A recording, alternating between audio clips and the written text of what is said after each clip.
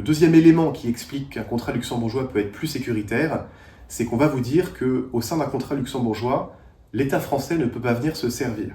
Alors, décortiquons un peu ce point. Suite à la crise financière de 2008 des subprimes, la confiance des investisseurs dans le système bancaire a complètement disparu. Pourquoi ? Parce qu'il y a une banque hyper importante qui s'appelait Lehman Brothers qui a fait faillite. Et donc, les épargnants ont une réaction simple, c'est qu'ils se sont dit, si même les banques, qui sont les institutions financières les plus puissantes, ne sont pas à l'abri et font défaut, comment est-ce qu'on peut être garanti sur les fonds qu'on a déposés à l'intérieur de ces banques-là ?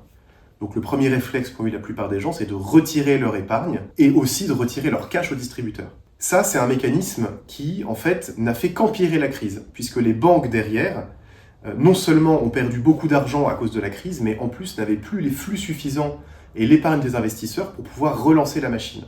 Donc pour éviter que ce scénario se reproduise, l'État français a voté une loi qui s'appelle Sapin 2.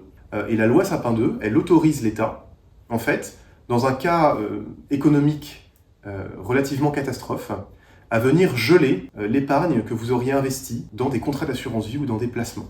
C'est un scénario qu'on peut éviter en fait en allant au Luxembourg. Pourquoi ? Parce que les fonds ne sont pas détenus en France, ils sont détenus chez un assureur luxembourgeois. Et donc même si la loi Sapin 2 est activée en France, vous ne l'aurez pas au Luxembourg.